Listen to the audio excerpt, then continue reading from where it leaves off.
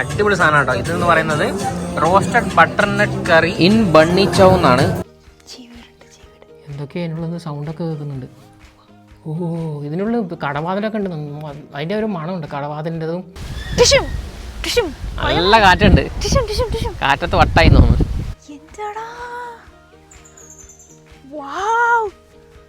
അല്ല കുന്നിക്കുരു മഴക്കാലത്ത് നാട്ടിൽ പോയ പ്രതീതി തന്നെ. ഇത് കേരളം ഒന്നല്ല. അല്ല അല്ല അവിടെ ഒരു ഗുഹയുണ്ട്, പക്ഷെ അങ്ങോട്ട് പോകാൻ വഴിയില്ലെന്നേ ഉള്ളൂ.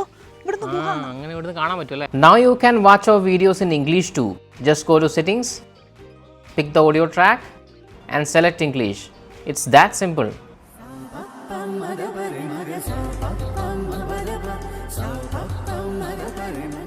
ബോൺജോർ മൊറീഷ്യസ് എന്ന ഞങ്ങളുടെ 8 days 7 nights മൊറീഷ്യസ് ട്രിപ്പിൻ്റെ ഫുൾ എക്സ്പെൻസ് ആണിത്. നിങ്ങൾക്കിത് പോസ് ചെയ്ത് നോക്കാം. എന്തെങ്കിലും ഡൗട്ട് ഉണ്ടെങ്കിൽ നമ്മുടെ Instagram or Facebook through contact ചെയ്താൽ മതി. മൊറീഷ്യസിലെ നമ്മുടെ ഡേ 1 എക്സ്പ്ലോറേഷൻ തുടർന്നുകൊണ്ടിരിക്കുകയാണ്. ലഞ്ചൊക്കെ കഴിച്ചിട്ട് നമ്മൾ നേരെ പോകുന്ന അടുത്തൊരു ഡെസ്റ്റിനേഷനായ പോർഡർ ഡോർ എന്ന് പറയുന്ന വില്ലേജിലോട്ടാണ് പോകുന്നത്. അവിടെ ഒരു ഷിപ്രക്ക് ഉണ്ട്, ഷിപ്രക്കിൻ്റെ ഒരു മോണുമെന്റ് ഉണ്ട്, അത് കാണാനാണ് പോകുന്നത്.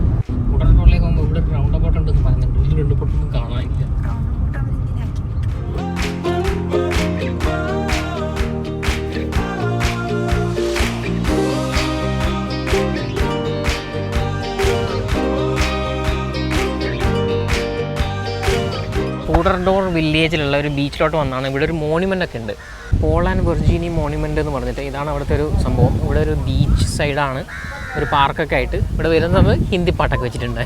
ആരൊക്കെയോ ഹിന്ദി പാട്ടൊക്കെ വെച്ചിട്ടുള്ള സ്ഥലം. നല്ല കാറ്റുണ്ട്, കണ്ടാൽ നമ്മളെ മാംഗ്രോവ്സ് പോലെ ഉണ്ടല്ലേ. ആ അതെ അതെ അതെ, അങ്ങനെയുണ്ടല്ലേ കാണാൻ. ഇത് ബീച്ചല്ല, ഇങ്ങനെ ഒരു ക്ലിഫ് പോലൊരു സംഭവമാണ്. സെയിൻറ്റ് ജെറാൻ മോണുമെൻ്റ് എന്ന് പറഞ്ഞിട്ട്, സെയിൻറ്റ് ജെറാൻ എന്ന് പറഞ്ഞിട്ടൊരു കപ്പൽ 1700-കളിൽ ഇവിടെ മുങ്ങിയിട്ടുണ്ടായിരുന്നു. ഈ കോസ്റ്റിൽ അങ്ങ് കുറച്ച് ദൂരെയായിട്ട് മുങ്ങിയിട്ടുണ്ടായിരുന്നു. അപ്പോൾ ആ മുങ്ങിയ കപ്പലിനെ ഓർമ്മയ്ക്കായിട്ട് ഒരു മോണുമെൻ്റ് ഇവിടെ വെച്ചിട്ടുണ്ട്. അതിനാണ് മോണുമെൻ്റ് ഓഫ് സെയിൻറ്റ് ജെറാൻ എന്ന് പറയുന്നത്. അതിനെ പറ്റിയുള്ള ഡീറ്റെയിൽസ് ഒക്കെ ഇവിടെ എഴുതി വെച്ചിട്ടുണ്ട്. ഇത് നാഷണൽ ഹെറിറ്റേജിനകത്ത് ലിസ്റ്റ് ചെയ്തിട്ടുണ്ട് 1985. 1985 നാഷണൽ ഹെറിറ്റേജ് ലിസ്റ്റിൽ വന്ന ഒരു മോണുമെൻ്റാണിത്. ഇങ്ങനെ ഒരു പ്ലാക്ക് ഇവിടെ എഴുതി വെച്ചിട്ടുണ്ട്. ഇവിടെ നിന്ന് ഇങ്ങോട്ട് നോക്കിക്കഴിഞ്ഞാൽ ഇതിൽ ഈ കാണുന്ന ഇങ്ങോട്ട് ഇത് നോർത്താണ് നമ്മൾ നിൽക്കുന്ന മോണുമെൻ്റ് സ്ഥലം. മോണുമെൻ്റ് സ്ഥലത്ത് നിന്ന് ഓരോ സ്ഥലത്ത് IGSTA ഓരോ സ്ഥലങ്ങളാണ്. അതിൽ നിന്ന് ഇൽഡി ആംബർ പോയിൻറ്റ് നെഗ്രസ് എന്നൊക്കെ പറഞ്ഞിട്ടുള്ള ഇതിപ്പോൾ ചെറിയ ഐലറ്റ്സ് ആണ്. ചെറിയ ചെറിയ ഐലൻഡ് എന്ന് പറയാൻ പറ്റില്ല, ചെറിയ ഒരു കര പോലെ ഉള്ള ഒരു സ്ഥലം. അങ്ങനെയുള്ള സ്ഥലങ്ങളുടെ ഡിസ്റ്റൻസ് ആണ്. ഇവിടെ നോക്കുന്ന സമയത്ത് ഏകദേശം ഈ 1 കിലോമീറ്റർ 2 കിലോമീറ്റർ, അപ്പോൾ ഒരു 3-4 കിലോമീറ്റർ ഡിസ്റ്റൻസിലാണ് ഈ പറഞ്ഞ സ്ഥലങ്ങളൊക്കെ ഇവിടെ കിടക്കുന്നത്. ഈ ജെറാൻ എന്ന് പറഞ്ഞ ഷിപ്പ് പിന്നെ മുങ്ങിയത് 1744, 18 ഓഗസ്റ്റ് 1744. ആ ഒരു ഏരിയയിലാണ് ഇത് മുങ്ങിയിട്ടുണ്ടായത്. അപ്പോൾ അതാണ് കാണിക്കുന്നത്. അതിൻ്റെ ഒരു സംഭവമാണ് ഇത്. എന്താണ് അവിടെ കണ്ടൽക്കാടാണെന്ന് തോന്നുന്നു കേട്ടോ. ആ കണ്ടൽക്കാടിന്റെ ഇടയിൽ കൂടി, ഈ കണ്ടൽക്കാടിൻ്റെ ഇടയിലൂടെ ബോട്ടിംഗ് ഉണ്ട്. പിന്നെ നിങ്ങൾക്ക് ഇതെടുത്തിട്ട് ഇങ്ങനെ ബോട്ട് ചെയ്ത് പോകാനുള്ള ഓപ്ഷനൊക്കെ ഉണ്ട്. എനിക്കൊന്ന് ആ ഓപ്പോസിറ്റ് സൈഡിൽ നിന്നാണ് തോന്നുന്നു ബോട്ട് എടുക്കേണ്ടത്. അങ്ങനെ മറ്റേ ഇതെടുത്തിട്ട് പെഡൽ ബോട്ടൊക്കെ എടുത്തിട്ട് ഇങ്ങനെ ഇതിൻ്റെ ഇടയിൽ കൂടി ഇങ്ങനെ പോകാൻ പറ്റും. നല്ല രസമുണ്ടല്ലോ അങ്ങനെ കാണാൻ. നോക്കി അതിൻ്റെ ഇടയിൽ ഒരു വീട്ടിൽ തന്നെ ഒരു ബോട്ടിലൊക്കെ കിടക്കുന്നുണ്ട്. കൊള്ളാം, അടിപൊളി ഫോട്ടോ സ്പോട്ടാണ്.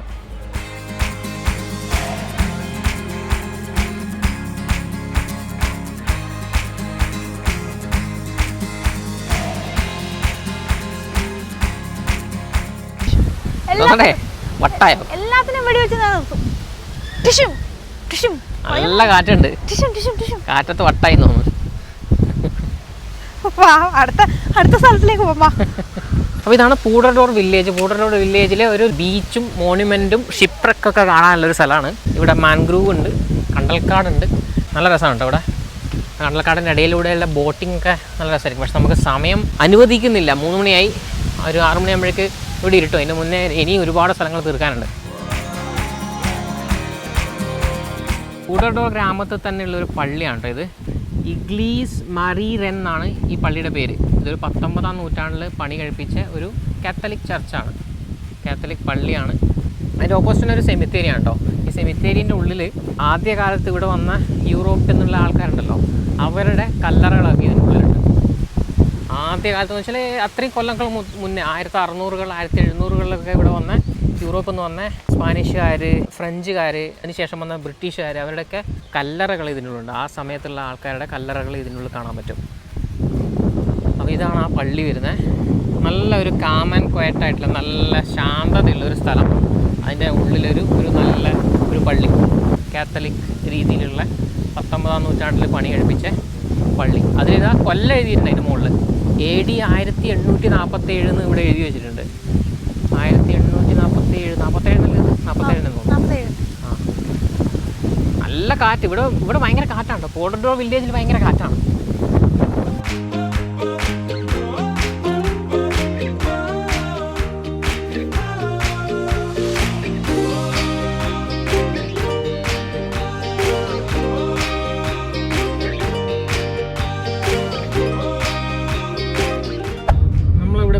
സ്ഥലത്തിൻ്റെ അടുത്ത് തന്നെ ഏകദേശം ഒരു 7 കിലോമീറ്റർ കഴിഞ്ഞ് കഴിഞ്ഞാൽ ഒരു കേവ് ഉണ്ട്. ആ കേവിലോട്ടാണ് നമ്മൾ പോകുന്നത്.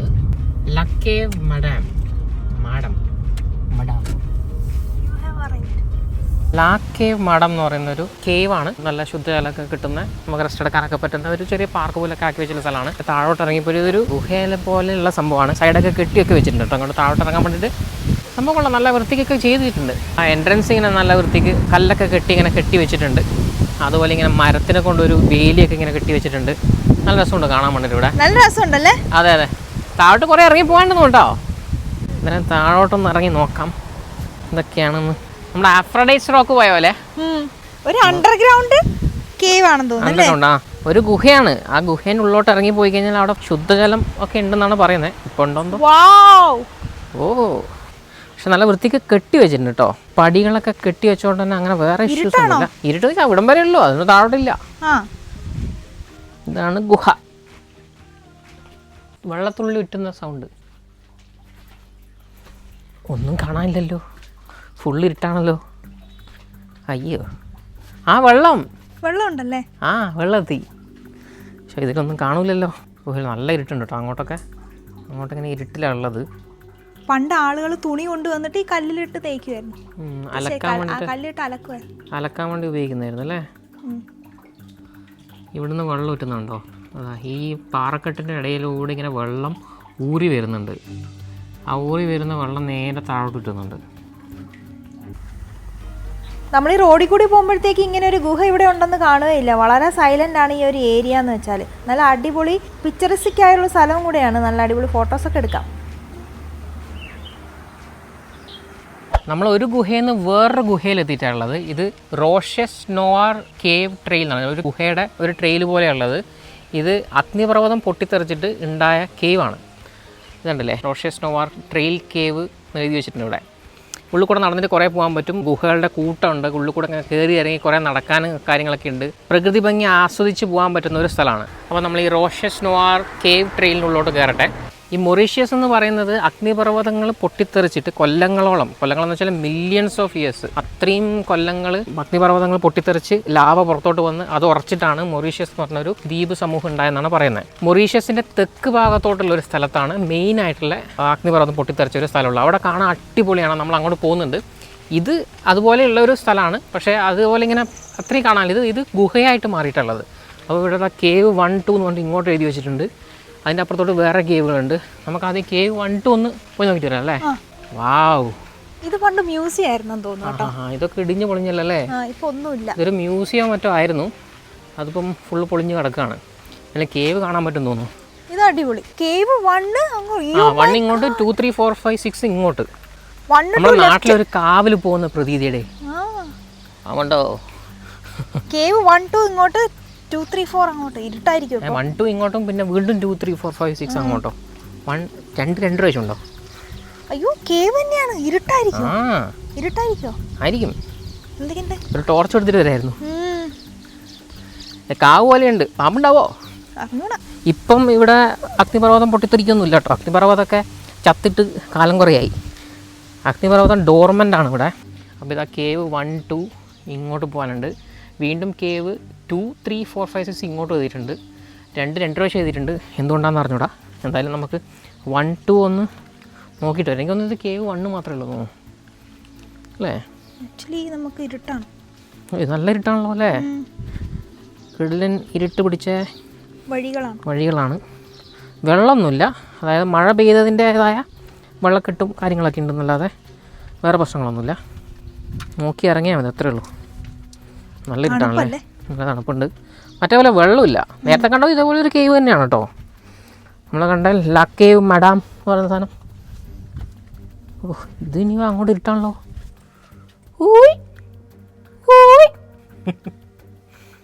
നമുക്കിതാ കേവിൻ്റെ ഉള്ളിൽ കൂടി ഇങ്ങനെ നമ്മൾ നടന്നു പോവുകയാണ്.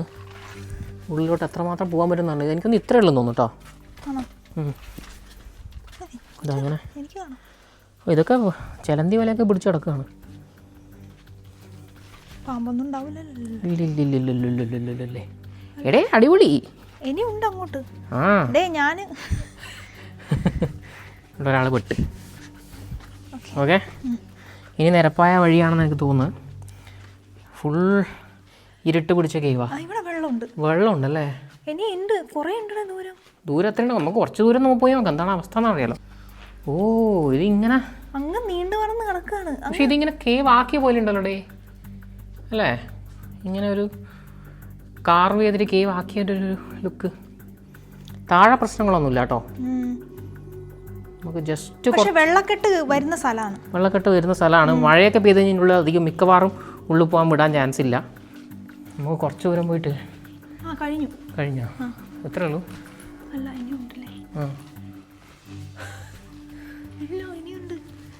ഇതിങ്ങനെ പോവാണ്. അണ്ടർഗ്രൗണ്ട് സിസ്റ്റം ആയിരുന്നു.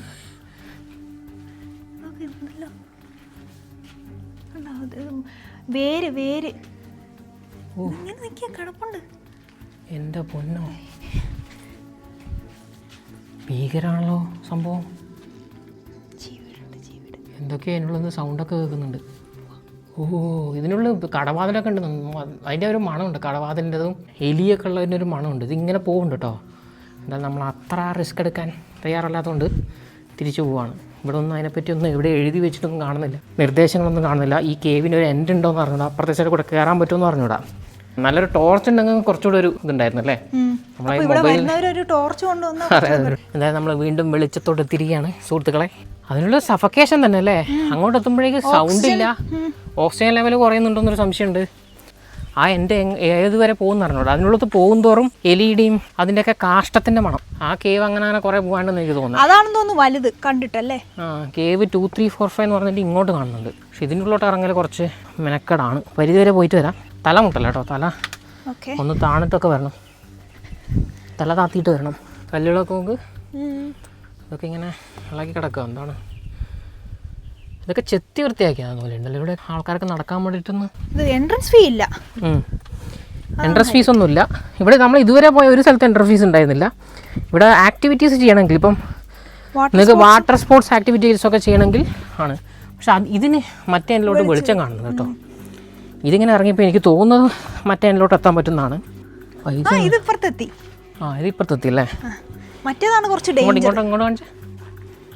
ഇതാ ഇവിടെയൊക്കെ അതൊക്കെ ആരൊക്കെയോ എന്തൊക്കെയോ വേസ്റ്റൊക്കെ കൊണ്ടിട്ടിട്ട് വെച്ചിട്ടുണ്ട്. ഒന്നെന്ന് പറഞ്ഞാൽ കുറച്ച് ഡേഞ്ചർ ആയിരുന്നല്ലേ? അതിനൊരു എൻഡ് ഉണ്ടോയെന്ന് അറിഞ്ഞൂടാ. ഇതുവരെ വെളിച്ചൊന്നും കാണുന്നുണ്ടായിരുന്നില്ല. ഇതിങ്ങനെ കയറാനുള്ള വഴിയുണ്ട്. അടിപൊളി. ഇത് പിന്നെയും നമുക്ക് അത്ര ഡേഞ്ചർ തോന്നുന്നില്ല. മറ്റേത് അങ്ങനെയല്ല കേട്ടോ. മറ്റേത് ചിലപ്പം നല്ലതായിരിക്കാം, കുഴപ്പമൊന്നും ഉണ്ടാവില്ലായിരിക്കാം. കുറച്ചുകൂടെ രാവിലെ വന്നാൽ കുറച്ചുകൂടെ ഒരു വെളിച്ചം അകത്തേട്ട് അത്ര തന്നെ വെളിച്ചം കാണാൻ ചാൻസ് ഉള്ളൂ. എന്തായാലും ഇതാണ് കേവ്. കൊള്ളാം. വോൾക്കാനിക് ഇറപ്ഷൻസ് കൊണ്ടുണ്ടാക്കിയ കേവാണ്. അതിനവർ കുറച്ച് കെട്ടിയിട്ട് ഇങ്ങനെ നല്ല വൃത്തിയാക്കിയിട്ട് ആൾക്കാർക്ക് വന്ന് എക്സ്പ്ലോർ ചെയ്യാൻ പറ്റുന്ന തരത്തിലോട്ട് മാറ്റിയിട്ടുണ്ട്. അങ്ങനെ ഒരു വീണ്ടും ഒന്നിക്കുകയാണ് സുഹൃത്തുക്കളെ, ഒന്നിക്കുകയാണ്. ഇനി ഇതിലേ കൂടെ വേറെ ഇറങ്ങാം കേവ്. ഇതെന്ന് വെച്ചാൽ ഒന്നിന്ന് കയറി ഒന്നിലെത്തുക, അടുത്തതെന്ന് കയറി അങ്ങോട്ട്. ഇങ്ങനെ വേറെ എൻട്രൻസ് കൂടി. നമ്മൾ കയറിയത് വേറെ എൻട്രൻസ് ആണ്. ഇത് മറ്റേ സൈഡിലോട്ട് എത്തി നമ്മൾ. ഇവിടെ നിന്ന് വരുന്നവർക്ക് ഇതും ഇരുട്ട് പിടിച്ച് തന്നെ കേട്ടോ. ഡേഞ്ചർ തന്നെയാണ്. വെള്ളച്ചാട്ടാ അതനങ്ങുന്ന ഇലയനങ്ങുന്ന അല്ല. ഇവിടെ ഒരു വെള്ളച്ചാട്ടം ഉണ്ടോ തോന്നുന്നു ഇതിനകത്ത്. ഇതിൻ്റെ അകത്തുണ്ടോ നമുക്ക് അറിഞ്ഞൂടാ. എൻ്റെ ചാർജ് ഇപ്പോൾ തീരും. അത് മറ്റേ ലൈറ്റ് ഓൺ ആക്കുന്നുണ്ടോ? പക്ഷേ ടോർച്ച് വേണമായിരുന്നടേ. ഇതിനൊരു അന്തവും ഇല്ലടേ, മറ്റേതുപോലെ തന്നെ അല്ലേ? ഇതിന് എൻ്റെ ഇല്ലാന്ന് തോന്നുന്നു. പ്രശ്നം എന്ന് വെച്ചാൽ ബാറ്റുകൾ ഉണ്ടെങ്കിലേ നമ്മൾ അകത്തോട്ടിട്ട് ഷൂന്ന് പറഞ്ഞ് കയറി മുഖത്തടിക്കും. ഇതിനുള്ളുണ്ട്. ദേ ഒരു സാധനം പോയി പുറത്തോട്ട്. ഒരു പക്ഷി അതൊക്കെ വന്ന് മുഖത്തടിക്കും. ഇതൊക്കെ വെള്ളം കയറുന്ന സ്ഥലമാണെന്ന് തോന്നുന്നു. കുറച്ച് നല്ല മഴയൊക്കെ പെയ്ത് കഴിഞ്ഞാൽ ഫുള്ള് വെള്ളം കയറിയിട്ട് അങ്ങനെ ഒരു ഈർപ്പ കണ്ടന്റ് ഉണ്ട്. അതെ, എന്തായാലും ഇത്രയും അവർ കെട്ടി വെച്ചിട്ടുള്ളൂ. അതിൻ്റെ താഴോട്ട് വേണമെങ്കിൽ നമുക്ക് പോകാമെന്നാണ്. പിന്നെ വേറെ നിർദ്ദേശങ്ങളും കാര്യങ്ങളും ഒന്നും ഇവിടെ എഴുതി വെച്ചിട്ട് കാണുന്നില്ല.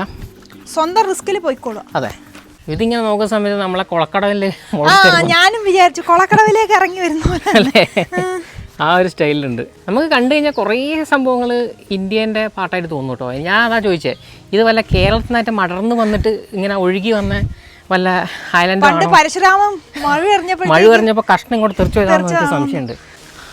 ഇങ്ങനെ നടക്കാം, കുറേ ട്രെയിലുകളുണ്ട്. ഇപ്പൊ നമ്മള് അവിടെ നിന്ന് അങ്ങോട്ടാണ് പോയത്.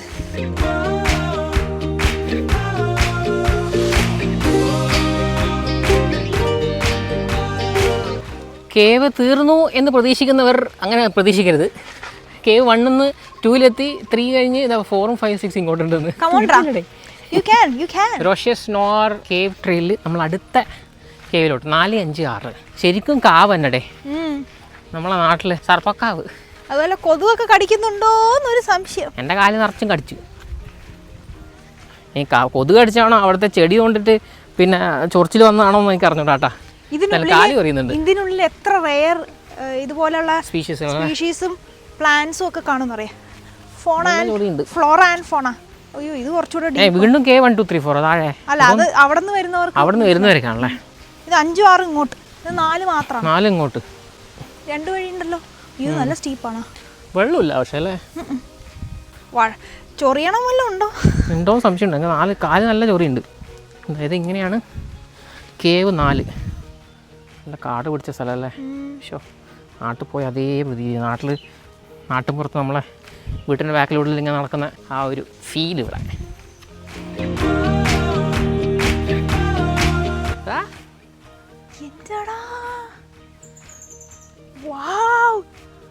ഇത് നല്ല ആഴമുണ്ട്.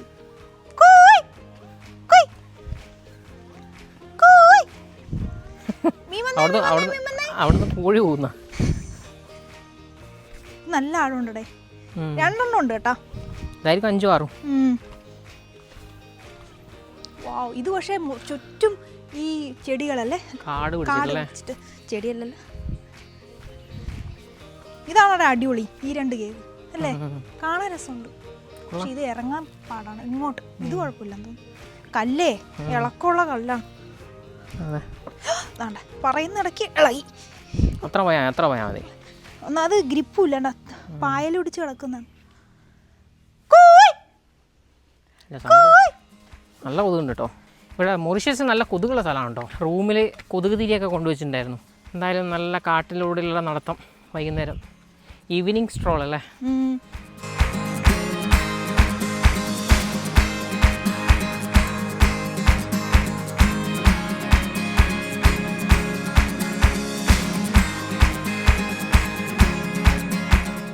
മഴക്കാലത്ത് നാട്ടിൽ പോയ പ്രതീതി തന്നെ. മണ്ണിൻ്റെ മണം അല്ലേ, കൊതുക് കടിക്കുന്നുണ്ട്. വൈകുന്നേരം അണ്ടി തന്നെ കശുവണ്ടി അണ്ടി വറുക്കാൻ ഇറങ്ങിയ ആ ഒരു സ്ഥലത്തിൻ്റെ ആ ഒരു ഫീല്. ഇത് ഈ വീഡിയോ കണ്ടിട്ട് മിക്കവാറും ആൾക്കാർ പറയും ഇത് കണ്ണൂരത്തെ ഏതോ സ്ഥലമല്ലേ അല്ലേ. കണ്ണൂർ മാത്രമല്ല കാണുള്ളത്, ട്രിവാൻഡ്രത്ത് കേരളത്തിലെ ഏതോ സ്ഥലമല്ലേ എന്ന് പറയാൻ ചാൻസ് ഉണ്ട് ആൾക്കാർ. ഇത് കേരളമൊന്നല്ല, ഇത് മൊറീഷ്യസ് ആണ്. കുറച്ചൊന്ന് പോവാം. തിരിച്ചു വല്ല വഴി അറിയാലോ. അല്ലേ വന്ന വഴി മറക്കുന്നവളല്ല ഈ അമൃത. ശരി എന്നാ. എടാ മഞ്ചാടി കുരു അല്ല, കുന്നിക്കുരു. ഞാൻ പറഞ്ഞ പോലെ തന്നെ ഇത് കേരളത്തിൽ നിന്ന് മറ്റേ എന്താണ് പരശുരാമൻ മഴ പറഞ്ഞപ്പോൾ ഒരു കഷ്ടം തെറിച്ചു പോയതാണ്. അടിപൊളി. കുറച്ച് പറക്കി കൊണ്ടുപോയാലോ. Mauritius souvenir. ചിലപ്പോൾ മഞ്ചാടിയും കാണും. ലേശം മഞ്ചാടിയും പറക്കിയിട്ട് മഞ്ചാടി കളിച്ചാലോ. നാട്ടിൽ കാണുന്ന നമ്മൾ ഒരു മണമുള്ള ഒരു പൂവില്ലേ, അത് എല്ലാം ഉണ്ടടേ. ഇത് ഞാൻ പറഞ്ഞ പോലെ തന്നെ കറക്റ്റാ. അങ്ങനെ സംഭവിച്ചു പോയതാണല്ലേ. അതെ. ഞാനൊരു ഹിഡൻ കേവ് കണ്ടുപിടിച്ചു. പക്ഷെ അവരത് ലേബിൾ ചെയ്തിട്ടില്ല. ഞാനൊരു ഹിഡൻ കേവ് കണ്ടുപിടിച്ചു. ഇവർക്കറിയില്ല. എൻ്റെ മോനെ, ഏതൊക്കെ വഴികളിലൂടെ അമൃതാക്കിയാണ് എന്നെ കൊണ്ടുപോകുന്നുണ്ട് ഇവിടുന്ന്. ഏതാണ്? അൺഫോർച്ചുനേറ്റ്ലി ഈ കേവിയുടെ അവസാനിച്ചിരിക്കുകയാണ്. അല്ല അവിടെ ഒരു ഗുഹയുണ്ട്, പക്ഷെ അങ്ങോട്ട് പോകാൻ വഴിയില്ലെന്നേ ഉള്ളൂ. ഇവിടുന്ന് ഗുഹ അങ്ങനെ ഇവിടുന്ന് കാണാൻ പറ്റുമല്ലേ? ആ ഗുഹ കാണാം, പക്ഷെ അങ്ങോട്ട് പോകാൻ ആക്സസ് ഇല്ല എന്നേ ഉള്ളൂ. ഗുഹയുണ്ട്, ആ ഗുഹ തേടി പിടിച്ച് ഇതിപ്പം വീഡിയോ എടുക്കുമോ ചൊറിയോ? അതാണ്.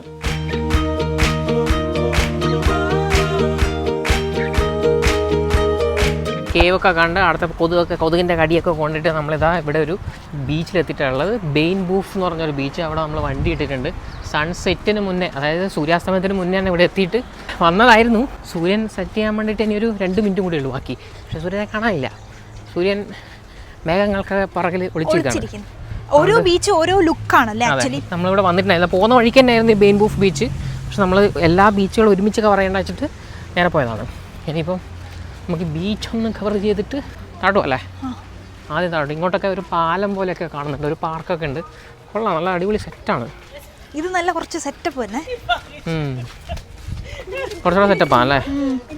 ഈ ബീച്ചിൻ്റെ സൈഡൊക്കെ ഇങ്ങനെ നല്ല നല്ല പാർക്കാണ് കേട്ടോ, കാണാൻ നല്ല അടിപൊളി രസമുള്ള സ്ഥലമാണ്. സൺസെറ്റ് ഇല്ലാടേ, സണ്ണൊക്കെ സെറ്റായി. സൂര്യനൊക്കെ അസ്തമിച്ച് സൂര്യൻ അതിൻ്റെ വാട്ടറിന് പോയി. അവിടെയാണ് സൺ സെറ്റാവുന്നത് കേട്ടോ. ഇതാണ് സൺസെറ്റ്. ഇവിടുത്തെ സൺസെറ്റ് കാണിച്ചു തരാമെന്ന് വണ്ടി ഇങ്ങോട്ട് കൂട്ടിക്കൊണ്ടുവന്നാണ്. നമ്മൾ അവിടെ നിന്ന് മറ്റേ ബീച്ചിൽ നിന്ന് കണ്ട ആ ഒരു ഐലൻഡ് അതന്നെ, സെയിം തന്നെ, ആ ഐലൻഡ് തന്നെ, ആ സെയിം ഐലൻഡ്. ഈ ഇതെന്ന് പറഞ്ഞാൽ ഇങ്ങനെ നമ്മൾ ഈ കോസ്റ്റ് എന്ന് പറയുന്നത് ഇങ്ങനെ വന്നിട്ട് എല്ലാം ഓരോ ബീച്ചിൻ്റെ ഓരോ പേരാണ്. ഓരോ ബീച്ചിനും ഓരോ പേരുണ്ടെന്ന് മാത്രമേ ഉള്ളൂ. ഇങ്ങനെ വന്നിട്ട് എല്ലാം ഓരോ ബീച്ചുകളാണ്, ഇങ്ങനെ പോവും. മൊറീഷ്യസ് എക്സ്പ്ലോറേഷൻ നമ്മുടെ ഫസ്റ്റ് ഡേ അല്ലേ? അടിപൊളിയായിരുന്നു. യെസ്, പൊളിച്ച്. നമ്മൾ ബീച്ചും കേവും ഒക്കെ ആയിട്ട് കിടിലമായിരുന്നു. ഇനിയും ഇവിടെ കുറേ അത്ഭുതങ്ങൾ ഇതുപോലെ കാണാനുണ്ട്, നമുക്ക് എക്സ്പീരിയൻസ് ചെയ്യാനൊക്കെ ഉണ്ട്. അപ്പോൾ അതൊക്കെ നമ്മൾ നാളെ മറ്റന്നാൾ നമ്മൾ 7 ദിവസം ഇവിടെ ഉണ്ട്. എല്ലാം മാക്സിമം എല്ലാം ചെയ്തിട്ട് നമ്മൾ പോവുള്ളൂ. ഇവിടുന്ന് നമ്മൾ മിസ്സാവാൻ ചാൻസ് ഉള്ളതെന്ന് വെച്ച് കഴിഞ്ഞാൽ ഇവിടുന്ന് ദൂരോട്ടുള്ള ഐലൻഡിലോട്ട് പോയിട്ടുള്ള എക്സ്കർഷൻസ് ആണ്. അത് ചിലപ്പോൾ 1 ഡേ നമുക്ക് ചിലവാക്കേണ്ടി വരുന്നതുകൊണ്ട് ചിലപ്പോൾ അത് പോയില്ല. അതിൻ്റെയൊക്കെ ഡീറ്റെയിൽസ് നമ്മൾ ഡിസ്ക്രിപ്ഷൻ ബോക്സ് കൊടുക്കാം, അപ്പോൾ നിങ്ങൾക്ക് കണ്ടു കഴിഞ്ഞാൽ മനസ്സിലാവും.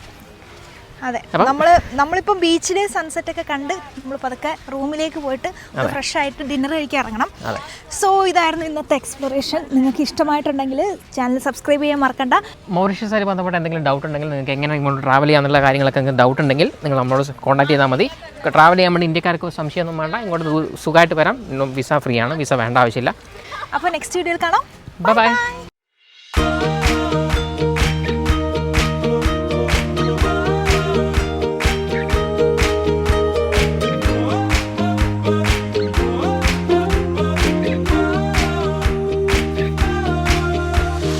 നമ്മൾ ഡേ 1 വിത്ത് ബാങ് നിർത്തുകയാണ് കേട്ടോ. വിത്ത് ബീച്ച് ഹൗസ് എന്ന് പറഞ്ഞാൽ നമ്മൾ താമസിക്കുന്ന നേരെ ഓപ്പോസിറ്റുള്ള ഒരു റെസ്റ്റോറൻറ്റിലാണ് നമ്മളുള്ളത്. അവിടെ ഇതാ അടിച്ച് കയറ്റിക്കൊണ്ടിരിക്കുകയാണ്. അടിപൊളി സാധനം കേട്ടോ. ഇതെന്ന് പറയുന്നത് roasted butternut curry in bunny chow എന്നാണ്. ഇത് ബണ്ണി ചൗ എന്ന് വെച്ച് കഴിഞ്ഞാൽ ഒരു ബ്രെഡാണ്. ബ്രെഡിൻ്റെ ഉള്ളിൽ ഈ ബട്ടർനട്ട് കറി ഇട്ടിട്ടുള്ള ഒരു സാധനം. അതിൻ്റെ കൂടെ ഈ നാച്ചോസും കൂടെ കഴിക്കുകയാണ് നമ്മൾ. നല്ല ചീസ് നാച്ചോസ്.